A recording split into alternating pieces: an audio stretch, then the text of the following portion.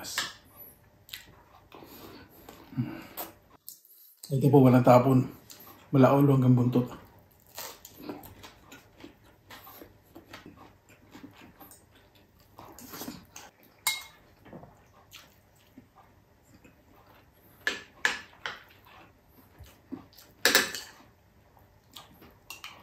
Ayan, dahil nag-uumpisa na po ang tagsibol, nakabili po ako ng tinapa. Naku po, bihira lang makabili ng ganitong tinapa.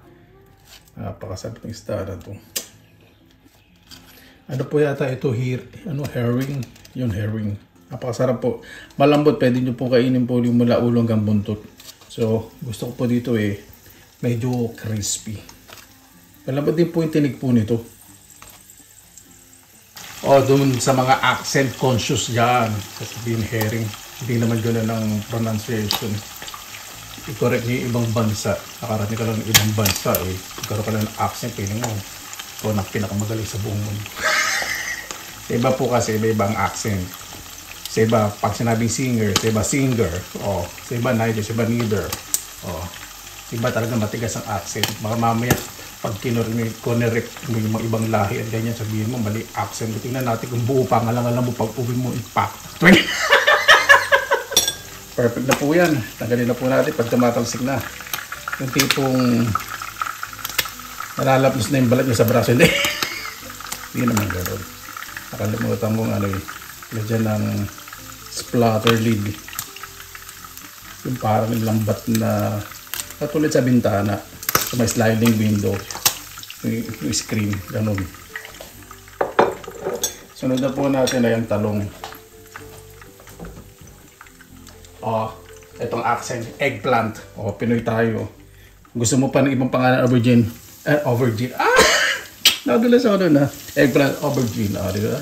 Sabihin mo, hindi aubergine. Aubergine. Nakita lang itong bro ako sa personal. Hindi po ako nakikipag-away. Pero po kasi dito masyadong nagmamarunong May iba lang accent sa bansa ng pinuntahan niya. Gusto niya yung accent katulad din ng pilipit ng dila niya ng bro na. Galit na galit pa sa akin. Sabihan pa akong tanga. Baka nakita mo sa personal pag Pinoy-henyo tayo baka pag bubalat na aratilis hindi mo alam. Katulad ng zucchini, hindi makaget over mga nakamana ko ng pagbasa ko zucchini kasi ibang pronunciation po dito ganun. Sa iba't ibang bansa may zucchini o zucchini. Pero po pipili sa zucchini lang. Ang tanga-tanga mo. Pagbablog ka pa, tanga ka naman. Naku. Yan yung mga tipo na sa walang mga kaibigan. Yan yung tipo na madaling ibarangay. Yan yung tipo mga nasasapok yung mga nabibira ng siko sa nguso. Ano akala mo? Yung bansang pinuntahan mo sila lang nilalang sa buong mundo? Accent lang nila dapat gayahin? Bro ka. Diba nalilimang ko? Hindi pa pala. Sa init ng ulo nababaligtad na. Nababaligtad na yung utak. Ay, nako. Bakit nga po gano'n Kahit anong magandang gawin nyo, hahanapin pa rin yung dumi. O hindi maganda sa pinagagawa rin yun. Yung mga tao po talagang gano'n. Yung mga taong gano'n, karamihan po talaga. Ngita niya sasabihin. No. Okay. Papakabayad mo na ako for the rest of the video. Ayan. Pagka rin po natin. Ang talong po na to, ito po yung malaki, yung higante. Mas masarap po yung talong na tanim po sa atin sa Pilipinas, yung maliliit na bilog sa kayong mahahaba. Sarap po yun. Kasi depende naman po sa bansa kung paano tumutubo. Karamihan po kasi ngayon pinatutubo po sa greenhouse. So, mostly, yung mga gulay na inadala po dito sa Finland, water, ibig sabihin matubig. Yun po yun ang kaibahan kapag pinalalaki sa bakuran na organic. Ayan, okay na po sa akin yung talong na yan. Ayoko po ng overcook yung masyadong malambot. Maganda po yung may konting kunat. Kasi pag ito lumabsan ako, hindi po masarap. So para po siyang pandikit. Kaya yung ganyan, mas masarap sa bagoong na may suka, na may sili na po. Gisa na po natin ng sardinas. Tayin lang po natin mag-golden brown po yung bawang. Masarap po, maraming sibuyas sa sardinas sa ginisa. Ayan, nag-golden brown na po yung ating buyas. Lalagyan po ako ng sardinas na galing sa Pilipinas. Ayan. Kasi may nagko-comment po minsan, pagpapatulan ko ngayon, nabubulol sa paghihigante dito. Pagpapatulan ko yung mga negative na komento. Ayun, isang ligo, ito mega. O hindi sponsor yan dahil magkaiba. Baka may umapila na sabihin, ganun naman galing sa Pilipinas ka naglalagay mo. Dahil yung pinakikita ko ngayon, nakita mo, yan, kalaksak mo sa mata mo.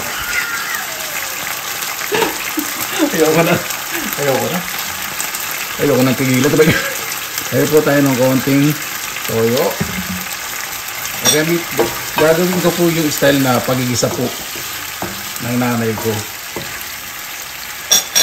Lagay tayong konting tubig. Kaya hindi ko nilalagyan ng tubig para mag-asya po sa aming anim na magkakapatid. Lagay po tayo ng konting asin. Yan ako yun na po yun. Paminta.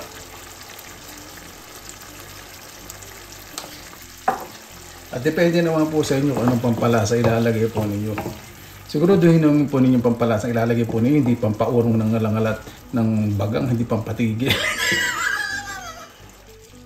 Yung pampasarap Yan.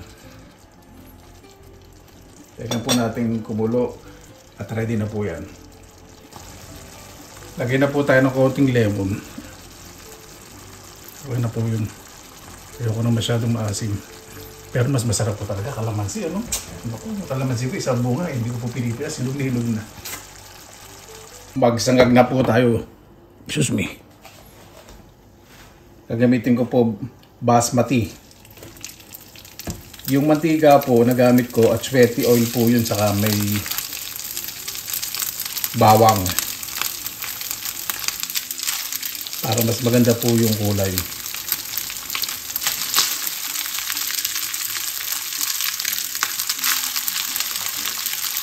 Gustuhan ko po dito sa basmati dahil lagi siyang buhaghag. May kamahalan ko pero mas sulit naman po. Dito okay naman po yung presyo ng basmati, medyo mura naman po. Pero compare siyempre sa yung white rice na normal na kinakain natin, mas mahal to ng konti. Kung ito, may git 2 euro, yung white rice 2 euro. Hindi medyo mahal ng almost 80 cents mga ganun. Ayan, okay na po, di ba? Ganda ng kulay. Ready na po.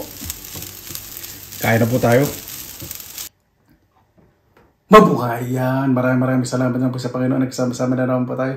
Naway simple at bago tayo salamatan po muna natin ang Panginoon. Maraming salamat po.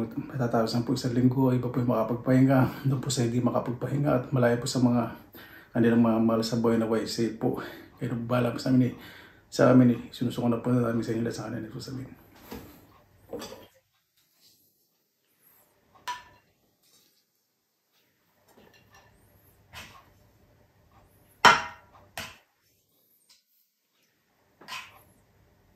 Pagkukutsara tinidor po ngayon.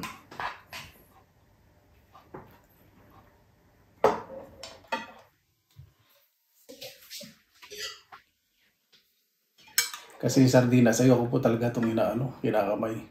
Gusto ko po talaga kasi maamoy sa kamay, di ba? Pero masarap.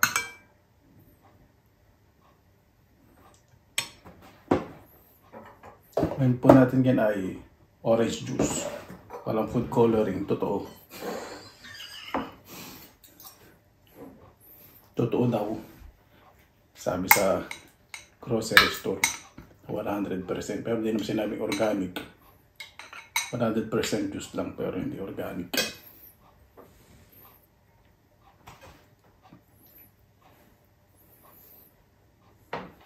Sampung na natin sardinas.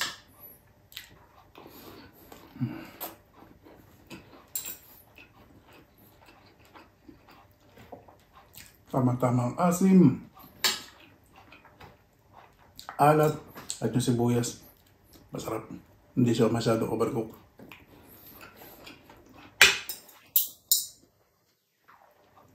Dalong, tabayan natin dito sa bagoong na may suka. Tapos,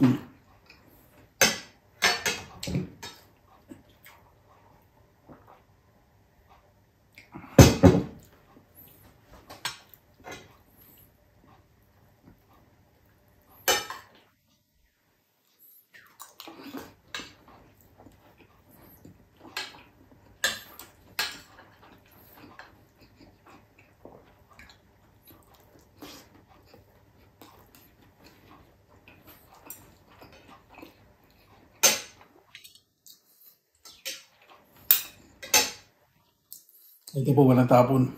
Mula ulo hanggang buntot.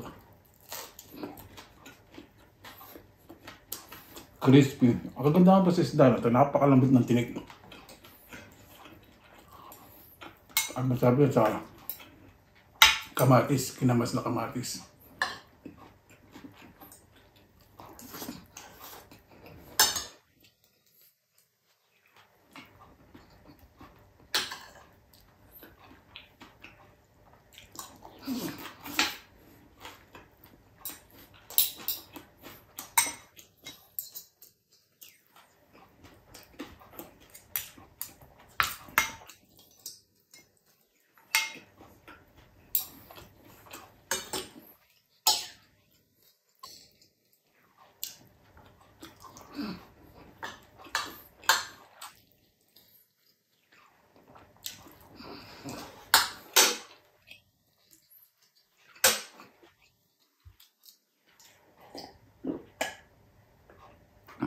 Yung mga fins po, pag kinain po ito, yung fresh, i-ano lang yung cast iron grill.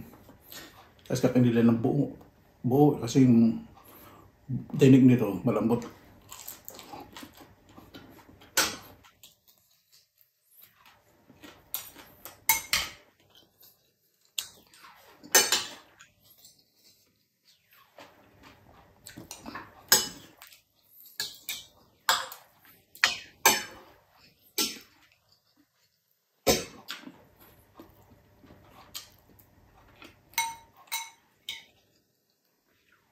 O diba, nakacharating ito lang ngayon. May sa may urbanidad daw.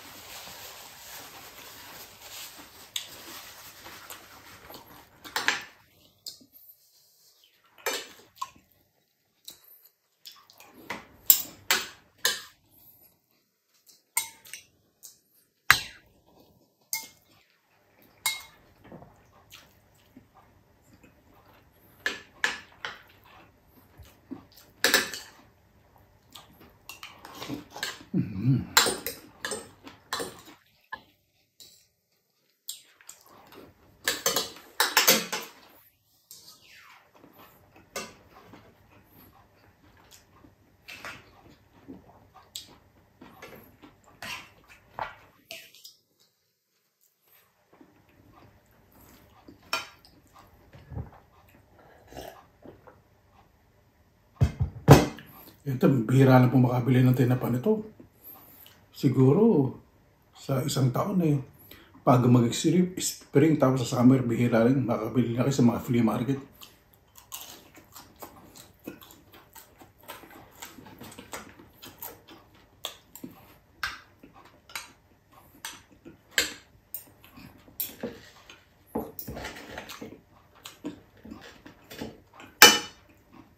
Sa tama yung alat niya.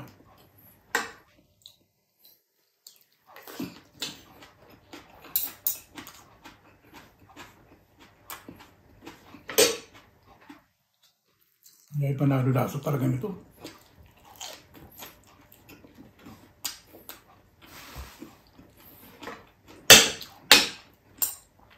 Mahilig po ako sa tinapa.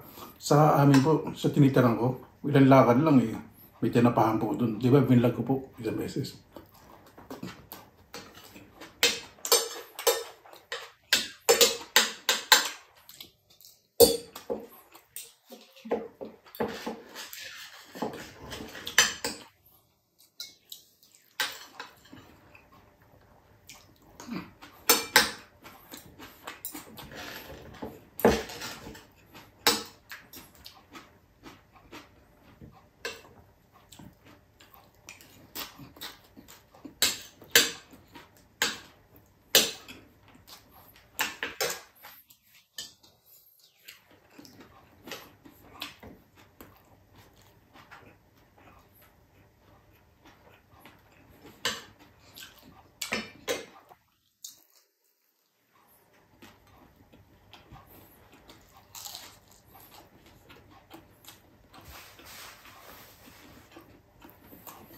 Kaya pag kinakain ng tinapa, ganyan lang din po.